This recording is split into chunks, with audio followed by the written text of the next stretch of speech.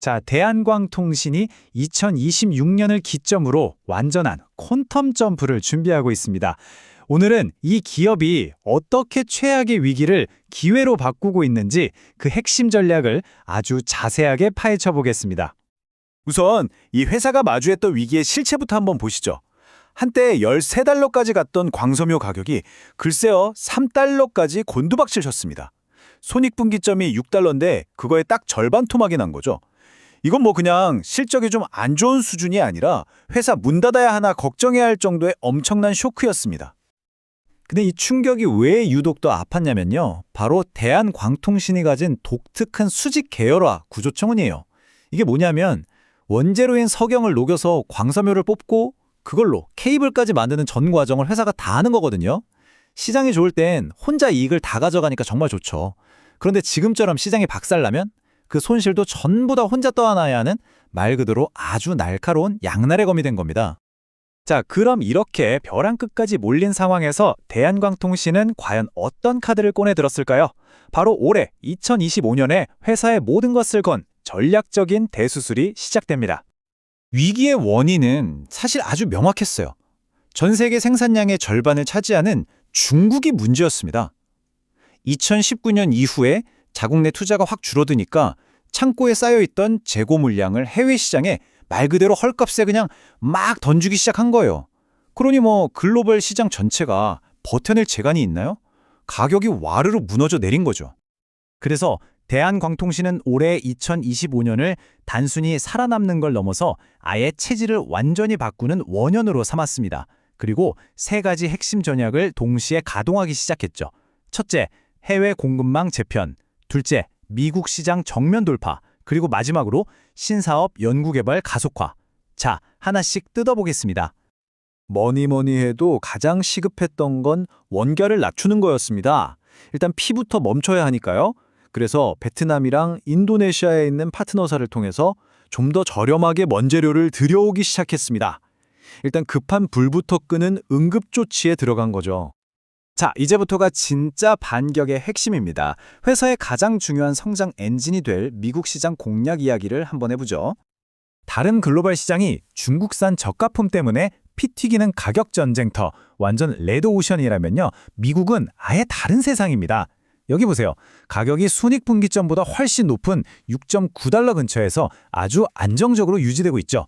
그리고 무엇보다 중요한 건 바이 아메리칸 법안 같은 강력한 정책들이 중국산 제품을 원천적으로 막아주는 거대한 장벽 역할을 해준다는 겁니다. 여기는 완전히 새로운 기회의 땅인 셈이죠. 그래서 대한광통신이 던진 승부수가 바로 미국의 케이블 제조사인 인캡을 인수해버린 겁니다. 이게 지난 8월에 그 까다롭다는 미국 외국인 투자 심의위원회 CFIS 승인까지 딱 받으면서 현지의 생산 기지를 완벽하게 확보했어요. 이건 그냥 미국의 물건 좀 팔아보겠다는 차원이 아닙니다.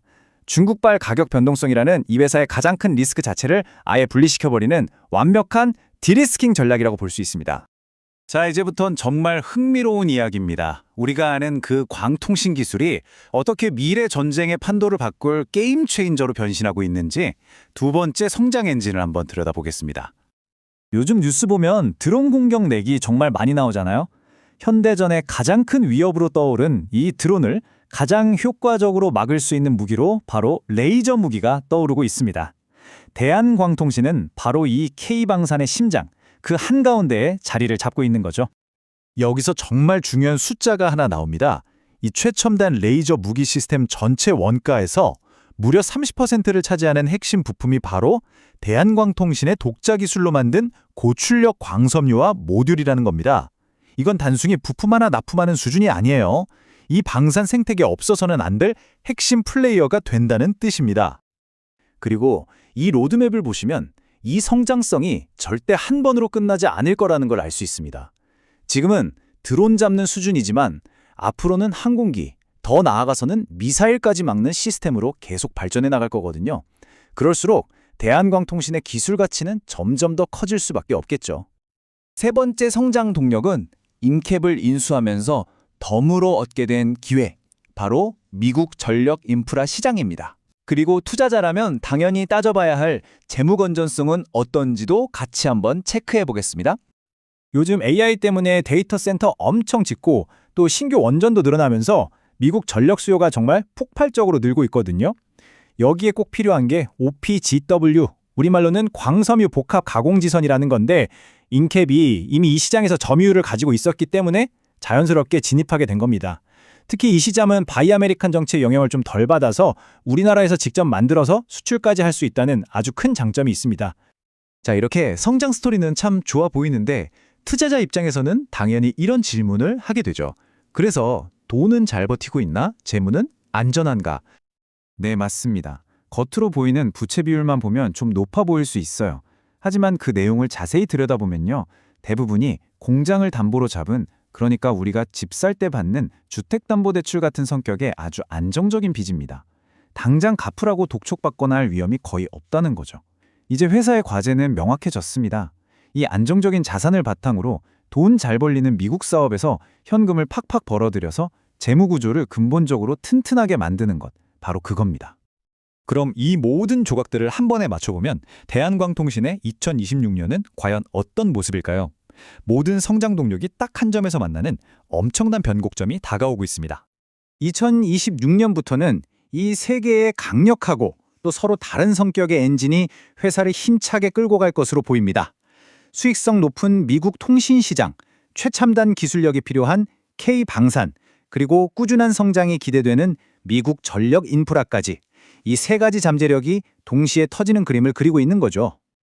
특히 미국 시장의 잠재력은 이건 정말 아무리 강조해도 지나치지가 않습니다.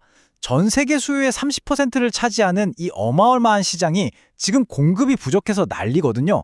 여기서 단 1%나 2%의 점유율만 가져와도 회사 전체의 이익 구조를 완전히 바꿔버릴 수 있는 그야말로 엄청난 기회가 열려 있는 겁니다.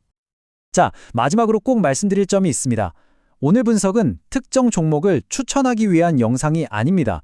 또 투자 판단의 근거 자료로 적합하지 않을 수 있고요. 모든 투자의 최종적인 판단과 그에 따른 책임은 투자자 본인에게 있다는 점 반드시 명심해 주시기 바랍니다.